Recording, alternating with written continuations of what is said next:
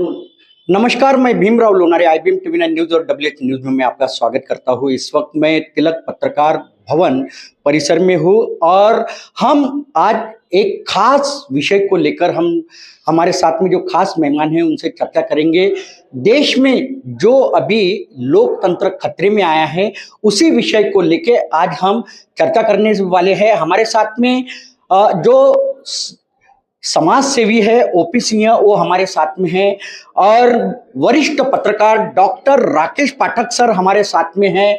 माजी विधायक जो मुल्ताई के मध्य प्रदेश के माजी विधायक है डॉक्टर सुनीलम, जो वरिष्ठ पत्रकार भी है वो भी हमारे साथ में है और वरिष्ठ पत्रकार विवेक देशपांडे सर भी हमारे साथ में हैं। हम उन सब मान्यवरों से, महानुभावों से जानेंगे कि लोकतंत्र जो खतरे में आया है और देश में जो लोकतंत्र खतरे में आने का क्या वजह है, हम उन्हीं से ही जानेंगे।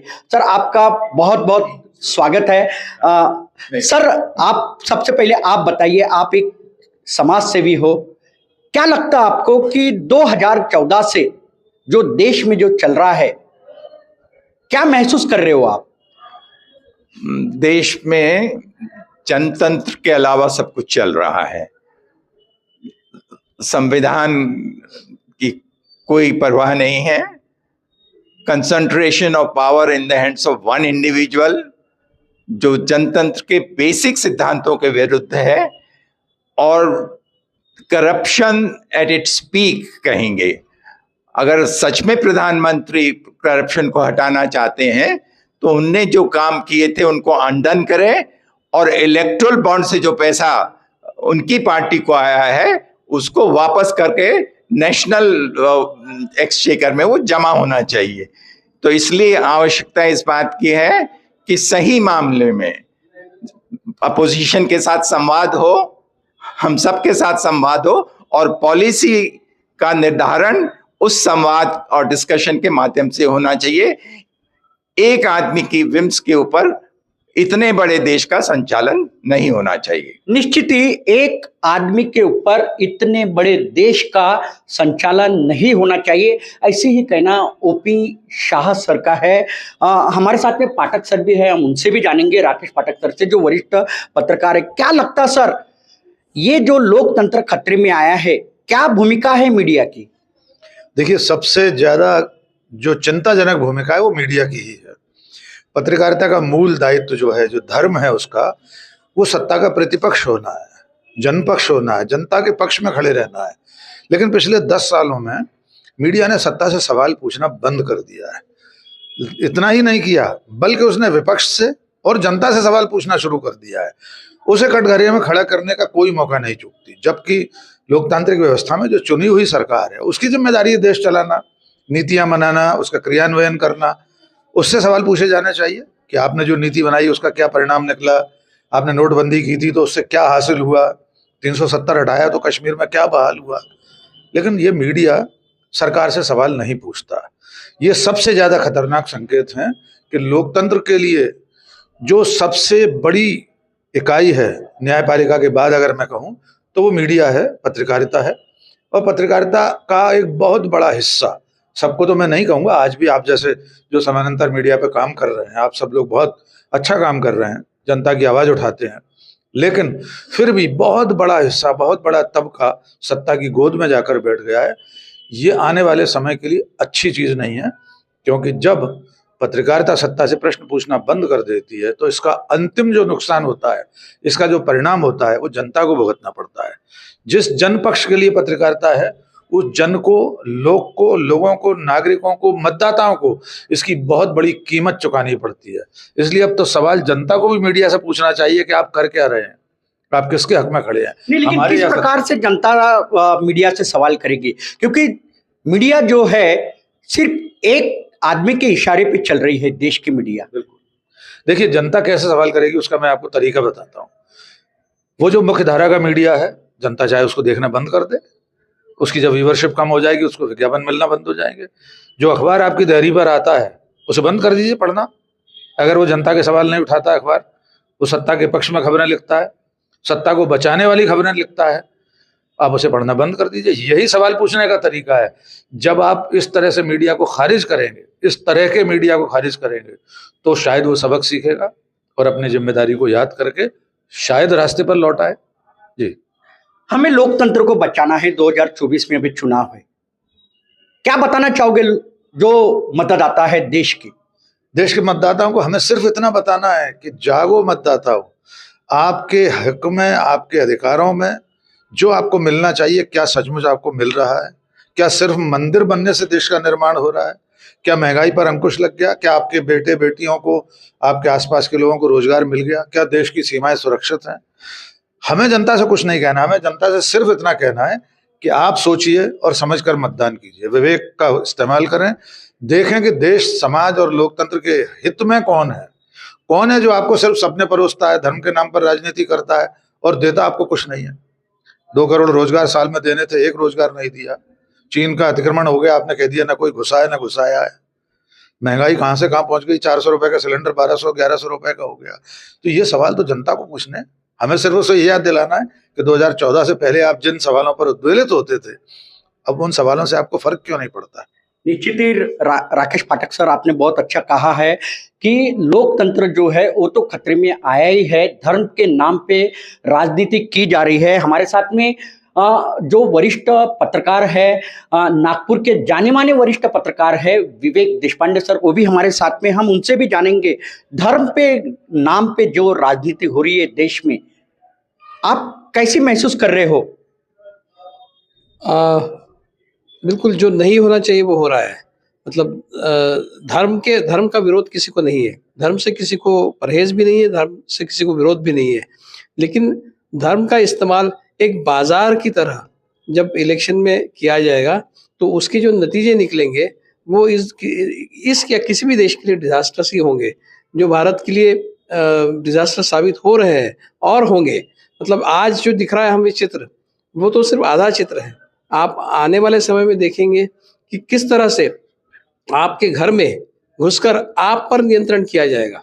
मतलब ये सिर्फ अभी तो बाहर तक है, कल आपके घर में, आपने देखा होगा उत्तराखंड में जिस तरह से यूनिफॉर्म सिविल कोड लगाया है, उसमें लिव इन रिलेशनशिप के बारे में भी जिस तरह के प्रावधान किए हैं, आपका प्राइवेट लाइफ जो है, आपका व्यक्तिगत जीवन जो है, उसको कंट्रोल करने की कोशिश की जा रही है। आप इस तरह से आपको रहना होगा, आप इस तरह से नहीं रह सकते। ये बातें आपको बताई जाएगी। आपको अगर हो सकता है, ये भी हो सकता है कि शनिवार के दिन अगर आप टीका लगाकर घर से बाहर नहीं निकले तो आपको सजा हो सकती है, ये भी समय आएगा। तो इस तरह से एक वातावरण धीरे धीरे वो बना रहे हैं और इसको वो आगे ले जाएंगे। हो सकता है कल आपको धोती पहनने पर मजबूर करें कि आप जीन्स नहीं पहन सकते, आपको धोती पहननी पड़ेगी, भारतीय वेश पहनना पड़ेगा। तो आपके खाने पीने, आपके रहने सहने का जो अंदाज है, उसको भी, उसके ऊपर भी एक मॉरल पुलिसिंग ये लोग करेंगे आने वाले समय में। इसके बारे में मेरे मन में कोई शंका नहीं। इसलिए ये सिर्फ मुसलमानों के खिलाफ कोई इनका कोई षड्यंत्र है या फिर कोई कार्रवाई करते हैं, ऐसा नहीं है। आप मुसलमानों को जाने दीजिए, आपको मुसलमानों से अगर कुछ लेना देना नहीं है, लेकिन ये आपके जीवन को जब नियंत्रण करेंगे, आपके जीवन पर जब नियंत्रण करेंगे, तब जाकर आपको पता चलेगा कि ये कितना बड़ा खतरा है। सर, क्या लगता है आपको कि देश के जो पत्रकार है, जो सच्चे पत्रकार है, उनकी आवाज दबाने का प्रयास हो रहा है?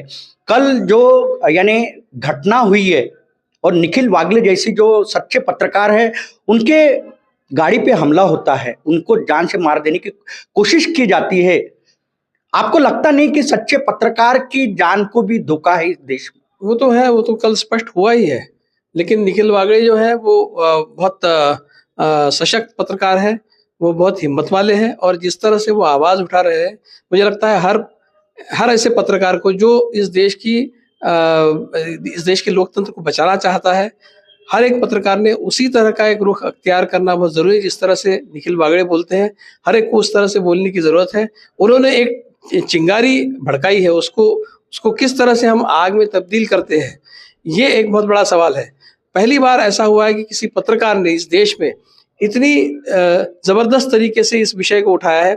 कल अगर आपने उनका भाषण सुना होगा तो आपको ये बात समझ में आई होगी कि वो किस तरह से इस लड़ाई को लड़ना जानते हैं, चाहते हैं उनके साथ हम सबको खड़ा होना बहुत जरूरी है। हम सारे पत्रकार जो लोकतंत्र को बचाने की कोशिश कर रहे हैं, सबको उनके साथ खड़ा। आप पे भी हमला हो सकता है, हम पे भी हमला हो सकता है। जी जी बिल्कुल हो सकता है, उसकी तैयारी हमारी होनी चाहिए। उस बात के लिए हमने तैयार रहना चाहिए। ये ना हो कि भाई हम पर हमला हो सकता है तो हम डर के कहीं बैठ जाए और चुप हो जाए। हमारी आवाज़ हमेशा ही बुलंद होनी चाहिए। निखिल वागले जैसा हमको भी समाज के बीच में जाना चाहिए और आवाज़ उठानी चाहिए, ऐसा मुझे लगता है।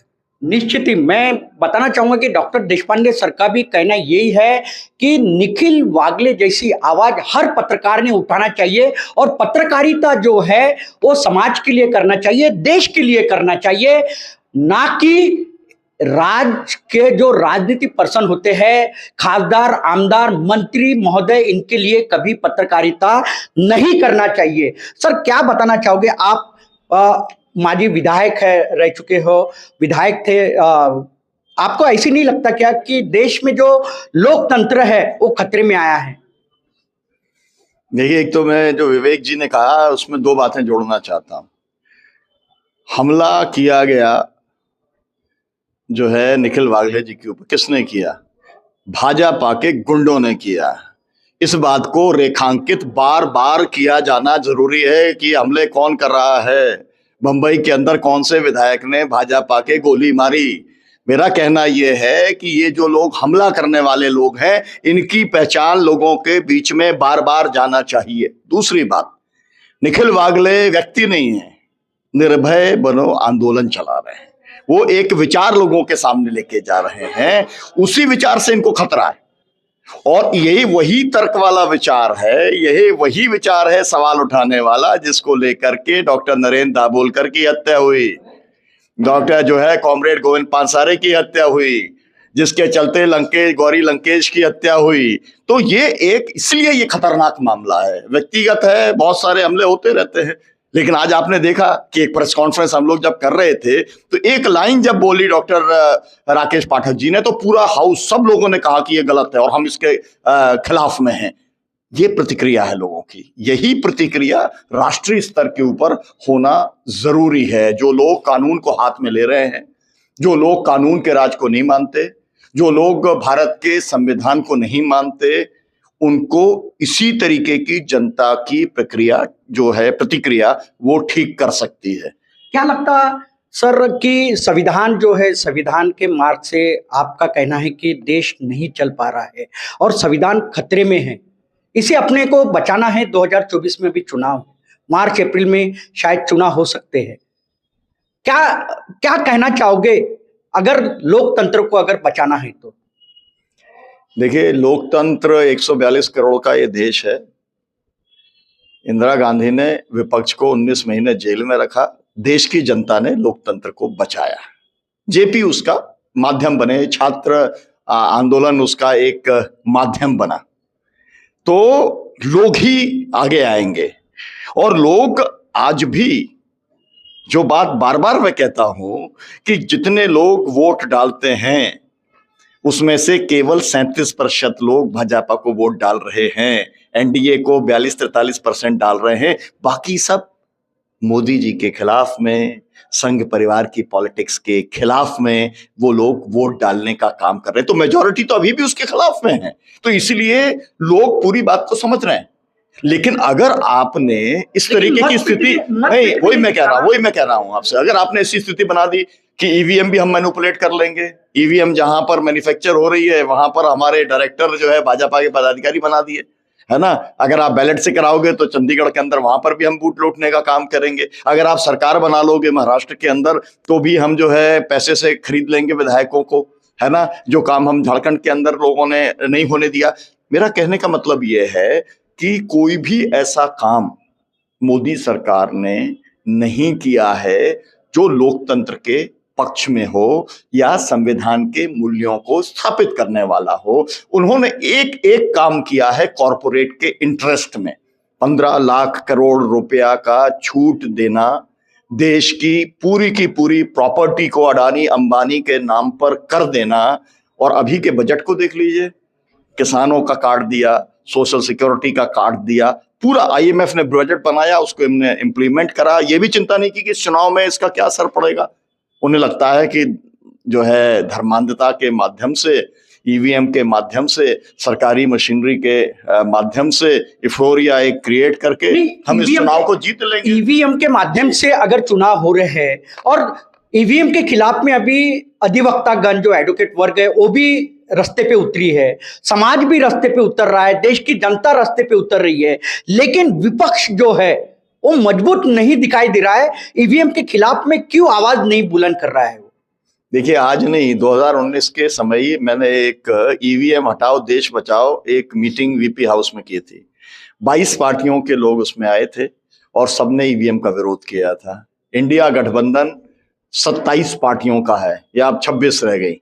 26 पार्टियों के गठबंधन ने इलेक्शन कमीशन को लिख करके दिया है, डेलीगेशन ने मिलकर के कहा है कि वीवीपीएटी पैट की 100% की गिनती कराने का काम करो। सुप्रीम कोर्ट के सामने इंडिया गठबंधन की पार्टियां चली गई हैं, तो जो कुछ कर सकते हैं वो करें। लेकिन यहां पर यह है कि अगर आप एक जगह आग बुझाओ तो दूसरी जगह पर ये लोग आग लगा देते हैं, तो अपोजिशन को तो पूरा वहीं पे लगना पड़ता है। जो एक इमरजेंसी सिचुएशन पैदा होती है वहां पर तो जाकर के आग बुझाने का काम करना पड़ता है। इनके पास बहुत बड़ा तंत्र है, तो ये जगह जगह पर आग लगाते रहते हैं। लोग आग बुझाने की कोशिश जो है करते रहते हैं, सिविल सोसाइटी भी करती है, किसान संगठन भी करते हैं, मजदूर भी करते हैं। अभी 16 तारीख का बंद का उन्होंने कॉल दिया है ना। तो लोगों को अगर वो नाराज हैं, जैसा कि स्पष्ट दिखलाई पड़ता है, तो सड़कों पर आना चाहिए। जो भी इस तरीके की प्रतिकार की प्रतिरोध की शक्तियां हैं उनका समर्थन करने का काम करना नहीं, लेकिन चुनाव आयुक्त जो देश के चुनाव आयुक्त,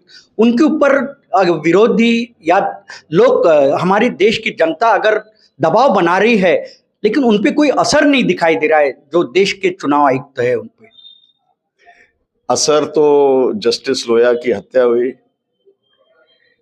बहुत लोगों ने बहुत प्रयास किया।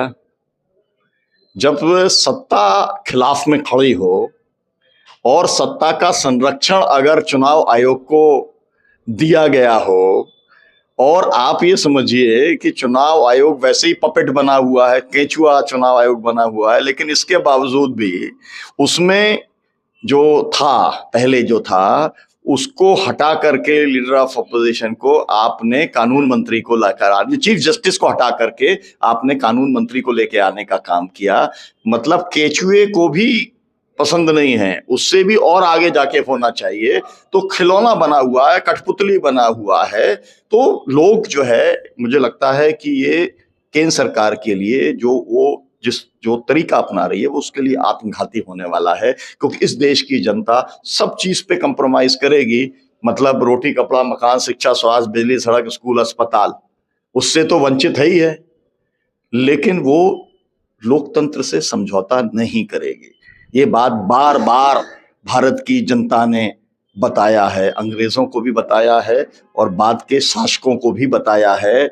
जो समझेगा कि ये देश हमारा ही है, हमारी प्रॉपर्टी है, उसको सही वास्तविकता दिखाने का काम जनता जरूर करेगी। निश्चित ही मैं बताना चाहूंगा कि हमारे साथ में जो आज वक्ता है वो वरिष्ठ पत्रकार है, समाज सेवी है। उन्होंने चिंता जताई है अभी 2024 में जो लोकसभा का चुनाव होने वाला है, उस लोकसभा चुनाव को लेके चिंता जताई है। ईवीएम पे मतदान नहीं होना चाहिए, बैलेट पेपर पे मतदान होना चाहिए। अगर ईवीएम पे अगर मतदान होता है तो वीवीपैट का भी गिनती होना चाहिए, ऐसे कहना इन मान्यवरों का है। और मैं खास बात बताना चाहूंगा कि देश में लोकतंत्र अगर बचाना है तो वीवीपैट का भी जो है मौज माप 100% गिनती करना आवश्यक है। तो आप देखते रहिए IBM TV 9 news WH news. हमारे चैनल को